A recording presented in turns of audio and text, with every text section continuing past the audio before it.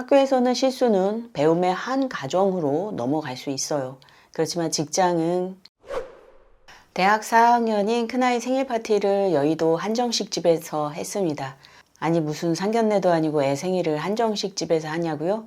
제가 해고당하기 한 달 전에 여의도 한정식 집에서 미팅을 했는데 명함 이벤트가 있더라고요. 그래서 명함을 집어넣었는데 그게 당첨이 된 거예요. 소주가 당첨이 됐습니다.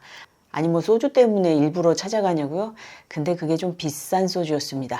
뭐 진짜 가고자 했던 이유는요, 소주 때문이 아니라 아이에게 여의도 직장 생활 문화를 좀 보여주고 싶었습니다. 그동안 직장 생활을 해오면서 겪었던 일 2가지를 말을 해줬어요. 사회 첫 발을 내딛는 사회 초년생들에게 하고 싶은 이야기라서 아이에게 했던 말을 이 자리에서 풀어놓을까 합니다. 저는 한평생 기자 생활을 해왔는데요.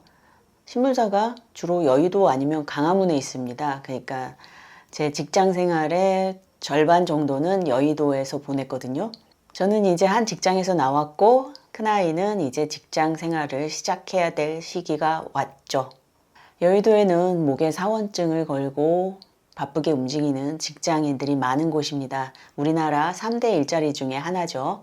대학가는 분명 다릅니다. 대학가에 좀 더 자유로운 분위기가 있다면 여의도는 약간 좀 긴장이 넘치죠. 먹고 살아야 되니까요. 학교와 직장은 단체 생활이라는 공통점이 하나 있습니다. 그렇지만 확연하게 틀린 다른 점도 있죠. 바로 학교에서는 실수는 배움의 한 과정으로 넘어갈 수 있어요.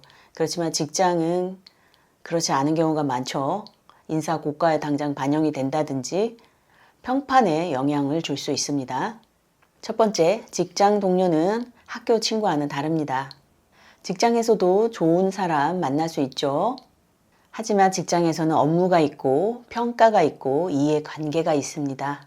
그래서 친하다고 해서 나의 약점이나 나의 모든 속마음을 털어놓기에는 조금 부담스러운 관계죠. 나를 이유 없이 싫어하는 상사가 있을 수도 있고 때론 나를 견제하는 상사, 동료들이 생길 수도 있습니다. 그렇다고 모든 직장 동료와 상사를 의심하라는 것은 절대 아니고요. 사람을 보는 눈과 적당히 거리를 지켜야 한다는 것.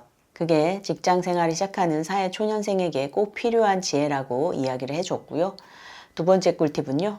일을 잘하는 만큼 사람과의 관계도 잘해야 된다고 말해 주었습니다. 나만 일 잘하면 돼. 그쵸? 대학에서는 나만 잘하면 내가 A뿔 받고 내가 과토보로 올라갈 수 있고 내가 장학금 받을 수 있어요. 하지만 직장은요. 절대 그렇지 않죠. 팀워크라는 것도 중요하고 내 마음에 안 든다고 해서 그 팀 프로젝트를 거절할 수도 없습니다. 직장은 절대 혼자 일하는 공간이 아니기 때문에 내가 말하고 싶은 의견이 있어도 언제 말해야 될지 혹은 그 타임에는 말하지 않고 뒤로 빠지는 게 나은지 내가 만약 실수했을 때는 어떻게 인정할지 부당한 일을 당했을 때는 또 어떻게 대응을 해야 할지 이런 여러 가지 변수들이 있습니다. 직장 생활을 하면 일만 잘하는 게 아니라 이런 다양한 직장 관계에서 일어나는 사람과의 관계를 잘 다뤄야 한다는 걸 알려줬습니다. 예전에 모 대기업 전무님한테 물었어요. 어떻게 그 자리까지 올라갔느냐.